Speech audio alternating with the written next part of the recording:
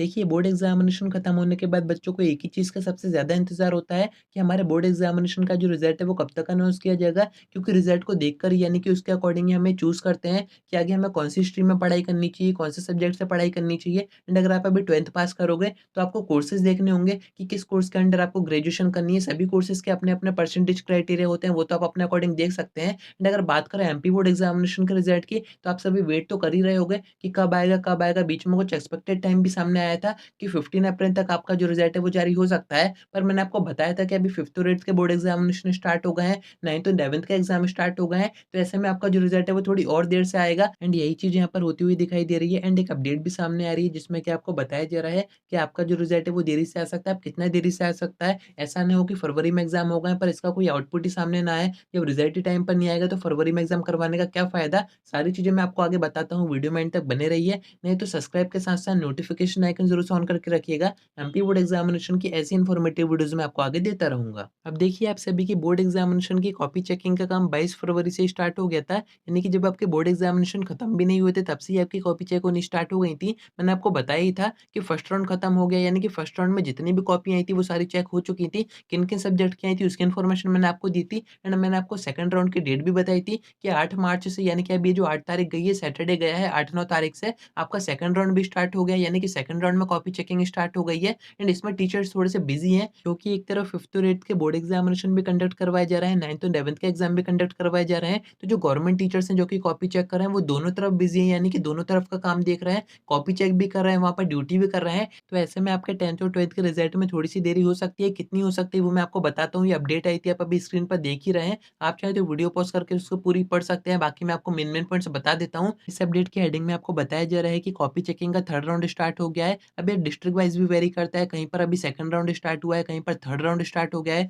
कहीं पर स्पीड काफ़ी अच्छी है, कहीं पर स्पीड थोड़ी-सी कम है, तो वो डिस्ट्रिक्ट वाइज़ वेरी करता है। बट इसमें आपको बताया जा रहा है कि मार्च के एंड तक, यानी कि पूरे मार्च में आपकी पूरी कॉपी चेकिंग का काम खत्म कर दिया जाएगा। पूरी कोशिश की जा रही है एमपी बोर्ड की तरफ से, जो टीचर्स हैं उनको भी यहाँ पर एक्स्ट्रा टाइम दिया जा रहा है कि पूरे मार्च में आपकी कॉपी चेकिंग का काम खत्म कर दें। आगे आपको बताया जा रहा है कि मई में आएगा रिज़ल्ट। यहाँ पर आप देख सकते हैं कि आपका जो रिज़ल्ट है, यानी कि उसकी जो डेट है वो धीरे-धीरे आगे बढ़ाते जा रहे हैं, पोस्टपोन करते जा रहे हैं। क्यों करते जा रहे हैं उसका रीज़न मैंने आपको बता ही दिया है, क्योंकि टीचर्स अभी 5th और 8th के बोर्ड एग्ज़ामिनेशन में बिज़ी हैं, 9th और 11th के एग्ज़ाम में बिज़ी हैं, तो जो कॉपी चेकिंग है वो उतनी स्पीड से नहीं हो पा रही है। फिर भी यहाँ पर पूरी कोशिश की जा रही है कि मार्च में कॉपी चेकिंग का काम खत्म कर दिया जाए एंड आपका जो रिज़ल्ट है वो यहाँ पर बताया जा रहा है कि मई तक आ जाएगा। अभी तक क्या डेट आ रही थी एमपी बोर्ड की तरफ से कि 15 अप्रैल तक हम बच्चों का जो रिज़ल्ट है वो अनाउंस कर देंगे। पर यहाँ पर आप देख सकते हैं अप्रैल तो पूरा गया ही, यहाँ पर कहीं पर बात नहीं हो रही है। अब जो बात हो रही है वो हो रही है मई की। मई में भी कब की हो रही है तो यहाँ पर आपको कोई डेट फिक्स नहीं बताई गई है अभी। एक्सपेक्टेड टाइम आपको बताया जा रहा है कि मई के फर्स्ट वीक में या फिर मई के सेकंड वीक में आपका जो रिज़ल्ट है वो अनाउंस हो सकता है। अगर आप डेट पूछें तो मैं आपको अपनी तरफ से बता देता हूँ, आपका जो रिज़ल्ट है वो 10 से 15 मई के बीच में अनाउंस होगा, क्योंकि इस बार का आपका जो रिज़ल्ट है उसका आगे का टाइम पकड़ो। आपको यहाँ पर 2 चीज़ें बताई जा रही हैं, फर्स्ट वीक और सेकंड वीक।